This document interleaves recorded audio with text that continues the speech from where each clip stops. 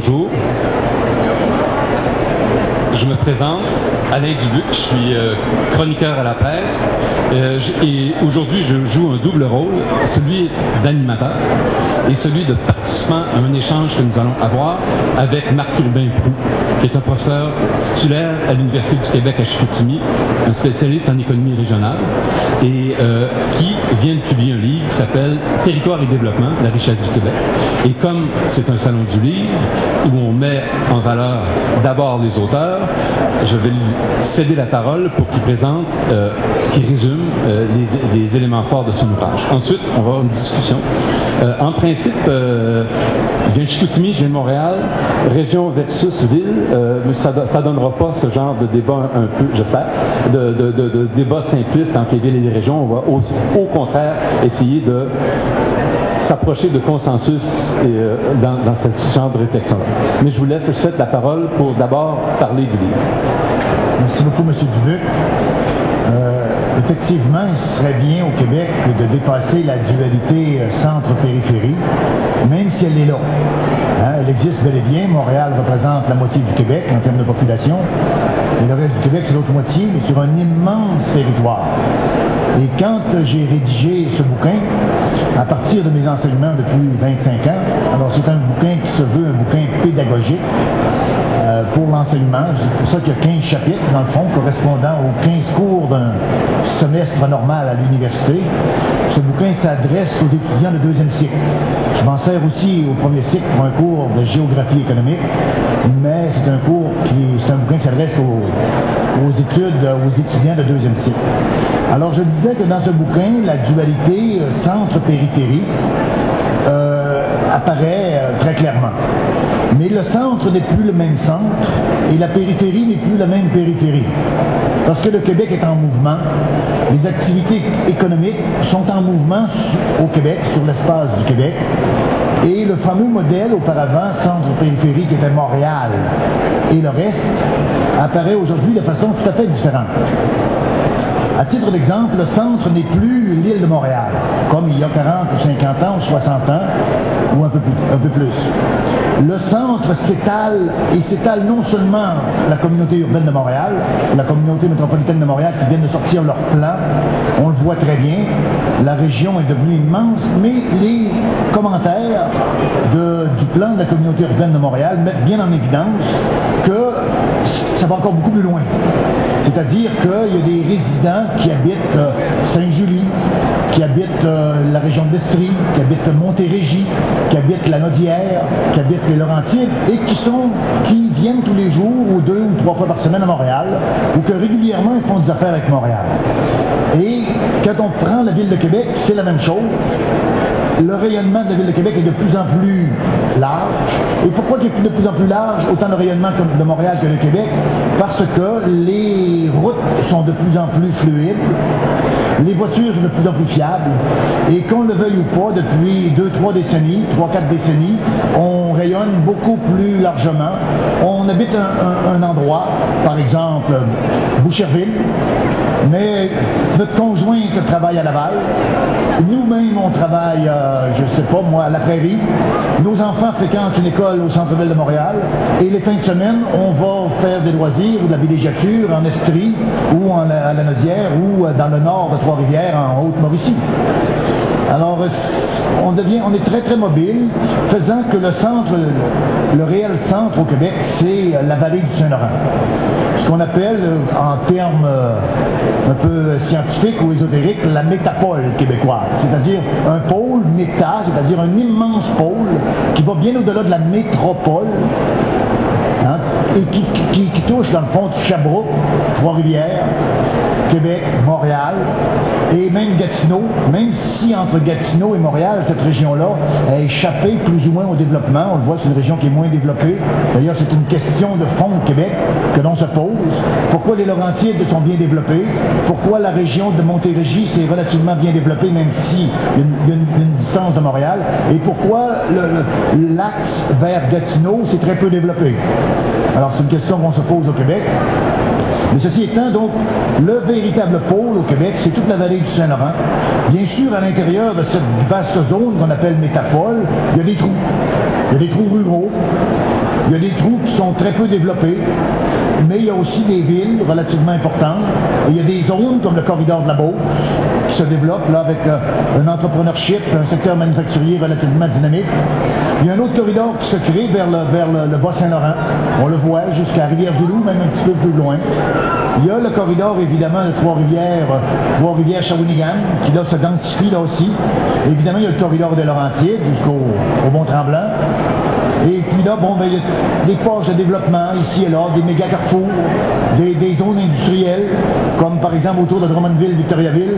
Là, il y a un secteur industriel ou une zone industrielle qui est très dynamique au Québec. Il y en a d'autres ailleurs. Bref, le centre devient ce qu'on appelle le centre-sud du Québec, c'est-à-dire la vaste zone de la vallée du Saint-Laurent. Mais ce n'est plus un centre densifié en hauteur comme auparavant ou en forte densité. Il y a de la forte densité, mais il y a de la faible densité. Il y a des endroits là où il y a un lac, ou une rivière, ou une montagne, comme le mont Offord, ou d'autres monts, le lac Prémagogue, ou d'autres endroits. Et là, il y a une densification qui se fait. En pleine campagne, là, on voit une deuxième, troisième couronne autour de lacs, de rivières, là où il y a des néo-urbains qu'on appelle, qui habitent là, mais qui travaillent en ville, ou qui sont à la semi-retraite, ou qui viennent en ville une fois ou deux par semaine en travaillant avec Internet, etc. Et à partir de ce centre, qui est le cœur du Québec, là, vous avez une immense périphérie. Une immense périphérie. Auparavant, la périphérie, on l'arrêtait au Saguenay-Lac-Saint-Jean ou un peu plus loin. Mais maintenant, avec le front nordique que l'on vit actuellement au Québec, ben, la périphérie, elle est immense. Elle se rend jusqu'au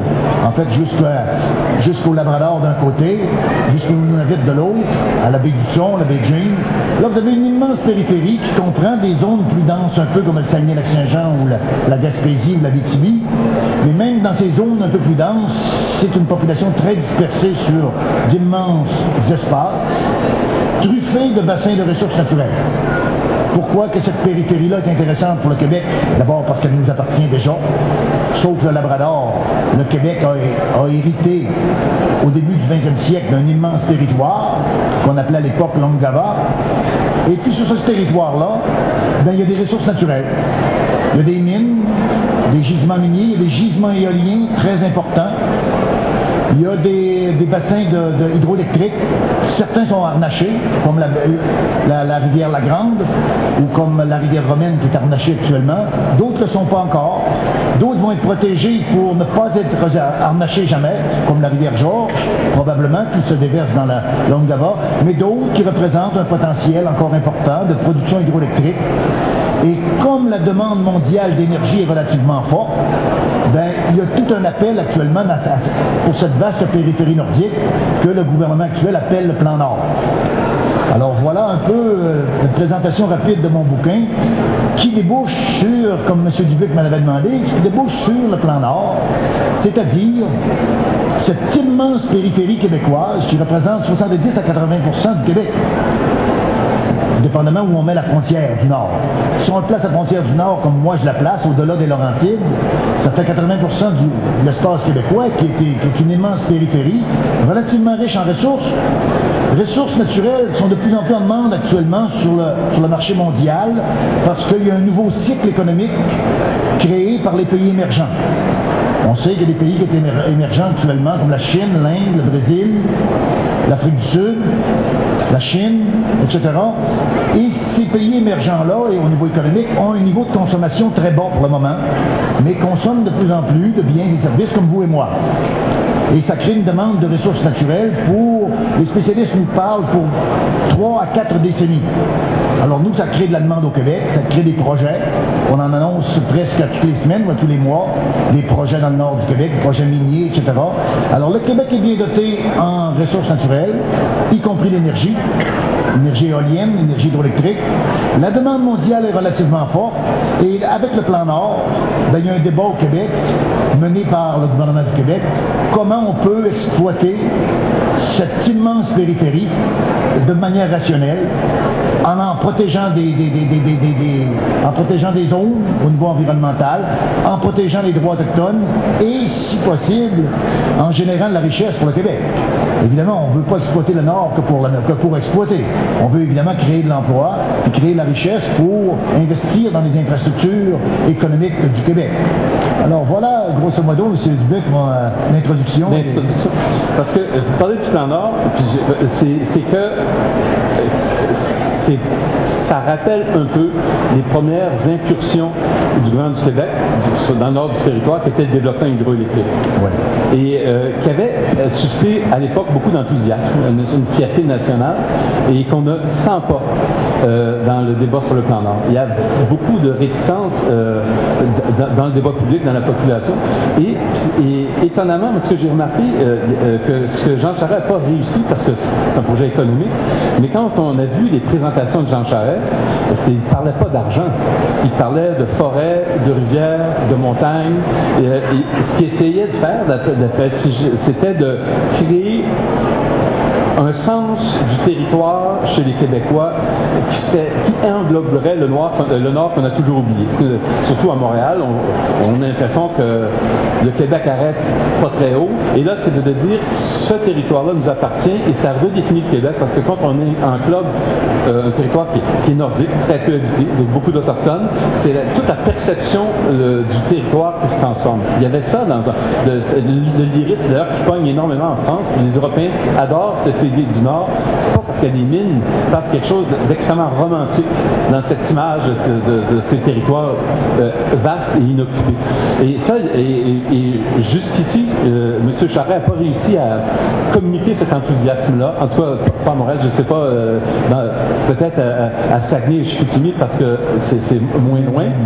Et l'autre élément, c'est que ça redonne au Québec une vocation d'exploitation des ressources naturelles. Et qu'on a eu beaucoup, notre passé économique a beaucoup reposé là-dessus, et il y a un grand malaise. C'est-à-dire que de redevenir une économie minière, déjà on a du mal avec le développement des nouveaux barrages électriques, mais il y a probablement à cause du souvenir, Richard Desjardins l'a exprimé dans son film True Story, c'est on associe l'industrie minière à l'exploitation. Sans penser aux conséquences des ressources naturelles, l'exploitation des travailleurs, l'exploitation des régions qui étaient comme souciées par des multinationales, puis ensuite on les laissait à leur propre sort. Donc tout ce passé-là est très lourd et moi j'ai l'impression que pour un Québécois, on associe souvent l'industrie minière et l'extraction à une économie du tiers-monde ou à notre passé du sous-développement, puis on a du mal à associer. On le voit, mettons, le cas le plus net, c'est Amir Kadir, de Québec solidaire, mais qui incarne aussi une culture qui est extrêmement urbaine, qui est celle du plateau. Puis quand on vit sur le plateau, les mines, ça n'a rien de romantique. On n'est pas à Val-d'Or et on n'en voit pas les avantages. C'est que moi, j'ai eu tendance à voir ce plan Nord-là de façon positive, parce que ça change ce qu'est le Québec, mais je vois que c'est un enthousiasme qui n'est pas partagé. Je ne sais pas ce que vous en pensez. Il y a beaucoup d'idées fort intéressantes que vous soulevez, M. Dubuc, notamment le fait qu'au Québec, nous n'avons pas développé, ni dans le passé, ni actuellement, ce qu'on appelle notre nordicité. Le Québec, on est replié beaucoup sur le sud. D'ailleurs, Montréal est au sud-est, bien près de la frontière américaine. Tout le Canada et largement les établissements humains sont dans le sud, le long de la frontière américaine. Et le Québec, peut-être que les coureurs des bois l'ont développé à l'époque, il y a 300 ans, mais on n'a pas développé notre nordicité. Le professeur émérite de l'Université Laval, M. Hamelin, nous le dit régulièrement, et il faudrait développer cette nordicité, pas nécessairement pour aller dans le nord 3 fois par année, mais de développer la perception, comme vous dites que M. Charest a tenté de faire en lançant son plan Nord, la perception qu'on a un immense territoire, et on a tout intérêt à l'occuper, à le connaître, et à le faire nôtre. Parce que la partie qu'on n'a pas fait nôtre, notamment le Labrador, on l'a perdu au début du siècle, parce qu'ils ont justement découpé le Labrador en fonction d'où étaient établies les populations. Alors on a tout intérêt à le faire nôtre, ce territoire-là, d'autant plus qu'il est bien doté en ressources naturelles. Le deuxième point que j'aimerais répondre, ou le deuxième point que M. Dubuc a soulevé, que je pense qu'il serait intéressant d'en faire une discussion, c'est notamment l'exploitation des ressources naturelles. On s'en est rendu compte avec le film Erreur boréale de M. Desjardins, puis on s'en est rendu compte aussi encore récemment avec True Story, mais on s'en est rendu compte aussi dans les débats. Tout ne sera plus jamais comme auparavant. Il n'y a plus rien qui va être comme auparavant. C'est-à-dire dire que le front nordique qu'on a vécu avec l'Abitibi au début du 20e siècle, création du Témiscamingue, 1890, 1910, l'Abitibi, 1920, 30, 40, et là, 1950, c'est explosé parce qu'il y avait une forte demande de ressources naturelles à l'échelle mondiale pour nourrir la construction de l'après-guerre. Bien, ce front-là qu'on a vu en Abitibi avec des villes qui ont émergé comme Val-d'Or, Rouen, etc., ce ne sera pas ça le plan Nord. Le nord du Québec, ce ne sera plus le même genre de choses. Comme on a vécu, par exemple, dans les années 50, où cette île est un petit village de 1000 habitants, 1500 habitants, puis est devenue une ville de 40 000 habitants, ce ne sera pas comme ça le Nord non plus. Le nouveau front nordique qu'on annonce avec le plan Nord, ce ne sera plus des Bécomo, des Chibougamau, des Lebel-sur-Quévillon, des Sept-Îles qui vont émerger. Ce ne sera plus ça. Hein? Donc, ça va être quoi? Ça va être des camps miniers, des camps forestiers, des camps hydroélectriques. Et puis, on va partir du sud, de Saguenay peut-être, de cette île, peut-être de Montréal, beaucoup. Puis on va monter travailler 2 semaines, 3 semaines dans le nord, puis on va revenir. 2 semaines, 3 semaines à la maison. Ce modèle de fly-in, fly-out, qui ne plaît pas à tout le monde, est le modèle qui s'impose non seulement au Québec, mais en Sibérie, en Patagonie, en Amazonie, dans toutes les grandes périphéries de la planète qui subissent le même mouvement que le Québec, c'est-à-dire un nouveau front de collecte, de recherche et de collecte de ressources naturelles. Ben c'est par fly-in, fly-out. Il n'y aura plus de ville. D'où la pertinence de se doter de nouvelles façons de voir le Nord. Bien sûr, il va y avoir encore des petits villages autochtones, bien sûr. Il va y avoir encore des camps pour la pêche et la chasse. Il va y avoir encore des petites villes comme il en existe aujourd'hui. Mais il n'y aura plus de nouveaux établissements humains. On va fonctionner avec une autre façon. On va fonctionner avec une migration, on appelle alternante, aux 2 semaines, 3 semaines. Et on doit se forger avec cette manière de fonctionner, on doit se forger un modèle de développement qui va permettre d'exploiter les ressources naturelles de façon rationnelle, mais tout en tirant de la richesse pour le Québec. Et déjà, quand on regarde ce qui se passe en Amérique latine, dans des pays bien dotés en ressources naturelles, comme le Brésil, d'où j'arrive actuellement, ou la Bolivie, petit pays, ou le Pérou, quand on regarde ce qui se passe en Afrique, dans beaucoup de pays, ils réagissent vis-à-vis ce nouveau front actuellement, et ils cherchent les solutions appropriées pour bien sûr développer leur périphérie, mais en tirer le maximum de richesse pour nourrir les économies nationales.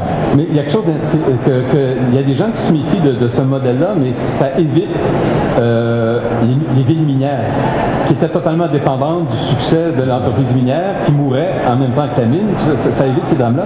Mais ça amène, je vais vous ramener à la nordicité. Parce que si on fait du fly-in, fly-out, on ne s'approprie pas le Nord de la même façon, on n'y vit pas. C'est comme une terre étrangère où on va puis on revient. Et moi, mon réflexe naturel, j'ai déjà écrit là-dessus même, sur le fait que le refus de la nordicité des Québécois, c'est pas qu'on n'accepte pas, c'est qu'on est hostile au concept de nordicité. Montréal on le vit de plus en plus comme une ville du Sud. Il y a encore des terrasses qui sont prêtes à accueillir des gens qui boivent des cafés. Là, dès qu'il y a un bout de soleil qui sort, on sort. Beaucoup plus qu'à Québec, par exemple, où les gens, quand il se met à faire froid au mois d'octobre, les gens se mettent sur un mode hiver à Chicoutimi aussi. Ici, on étire. Évidemment, on vit près de la frontière américaine, donc on développe un mode de vie de vélo et tout ça, qui ne sont pas spécialement nordiques. Et j'avais développé une explication. J'essaie de comprendre pourquoi on n'embrassait pas la nordicité, comme par exemple les Scandinaves. Moi, je pense qu'il y a des raisons. Il y en a une, c'est notre climat, qui est un climat extrêmement froid l'hiver, mais on a aussi un été presque subtropical à certains moments. Donc, on connaît les joies du Sud que les Finlandais ne connaissent jamais. Et on peut vivre, on a des 30 degrés, puis on a des climatiseurs, ce qui n'existe pas dans les pays scandinaves.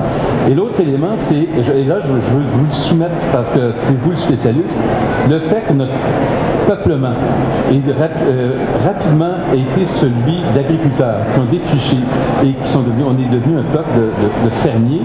Le rapport à l'hiver d'un fermier n'est pas le même que celui de gens qui vivent de la forêt. La forêt, l'hiver, peut être un allié quand on fait de l'exploitation forestière, tandis que quand on fait pousser les choses, l'hiver est un ennemi. Et plus l'hiver arrive tard, mieux c'est, plus le printemps arrive tôt, mieux c'est, parce que c'est l'abondance. Et l'hiver est le contraire de l'abondance. Et je soupçonne qu'on a développé des rapports d'hostilité au froid et à l'hiver au fil des années parce qu'on l'a combattu. Mais c'est une hypothèse, et là c'est le côté, la différence entre le journaliste et le chercheur, c'est qu'on peut lancer des affaires comme ça, hein, sans... Ouais, c'est très, très intéressant ce que vous soulevez. Il y a d'autres éléments aussi, parce que la colonisation au Québec, au 17e, 18e siècle, a été très lente à émerger, parce que nos coureurs des bois retournaient dans le bois. Ils venaient à Québec et Montréal pendant 2-3 mois, ils dépensaient leurs sous dans les hôtels et les bistrots, puis ils retournaient en forêt. On a eu beaucoup de difficultés à lancer la colonisation, les terres étaient disponibles, les seigneurs cherchaient des colons, mais nos coureurs des bois préféraient retourner en forêt, puis remonter les rivières, puis revenaient avec des fourrures. Ce n'est que lentement, à partir de 1760, notamment 50, 60, 70, les terres prospères, là on s'est établi un peu plus grâce aux curés aussi, qui nous disaient de pas retourner en forêt parce que de rester avec la famille, etc. Donc on a eu cette répulsion face au sud. Puis là maintenant, il faut constater, 2 siècles plus tard, qu'on a une répulsion face au nord, ou du moins on a des difficultés à s'approprier l'esprit nordique. J'ai pas beaucoup de facteurs explicatifs, c'est le domaine de l'anthropologie ou de la psychologie, donc c'est difficile. Mais ça reste quand même, il reste des choses dans nos gènes. À Montréal, peut-être un peu moins.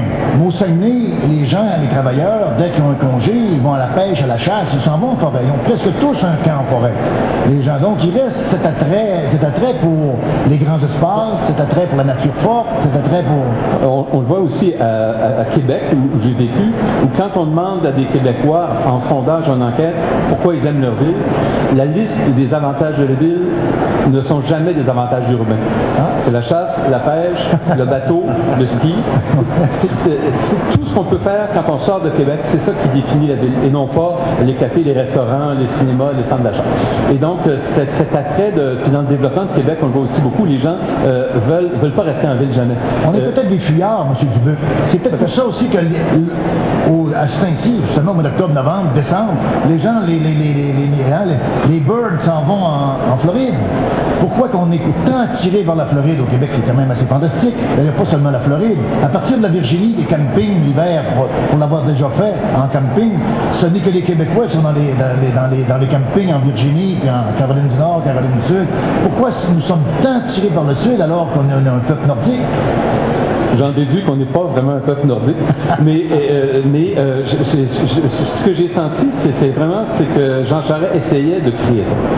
Et de créer un romantisme, une espèce d'image du Nord qui pourrait soulever une espèce de fierté nationale. Je ne sais pas si ça va marcher, mais vous savez que c'est déjà terminé. Et je vous laisse le mot de la fin. On a une minute parce qu'à E25, on doit quitter pour ceux qui vont nous succéder. Merci beaucoup. Le mot de la fin, je vais revenir sur le bouquin qui ne traite pas que du plan Nord, qui traite des différents territoires qui composent le Québec, y compris Montréal et Québec, évidemment, mais bien d'autres territoires. Et c'est une richesse fantastique. On a hérité du passé un patrimoine merveilleux qui est un immense territoire d'1 600 000 km². Et puis, dans le passé récent, au cours des années 60, 70, 80, on a mis en place un bon nombre d'outils pour mieux gérer ce territoire-là. Je parle du zonage agricole, je parle du zonage urbain, de l'aménagement du territoire. Et il y a encore des efforts importants au Québec pour mettre en place des outils pour mieux gérer notre territoire. Et c'est dans ce sens-là que s'inscrit le plan Nord. Dans un esprit de gérer l'espace, de rationaliser nos interventions et d'essayer d'en tirer le maximum de richesse devant des prédateurs mondiaux qui sont importants, qui veulent venir les ramasser et partir avec les ressources. Alors devant les nécessités que nous avons au Québec pour construire le futur en éducation, santé, transport, etc., dont on se doit de mieux gérer nos différents territoires. C'est dans cet esprit-là que le bouquin a été rédigé. Merci beaucoup, M. Merci beaucoup. Je l'ai largement lu.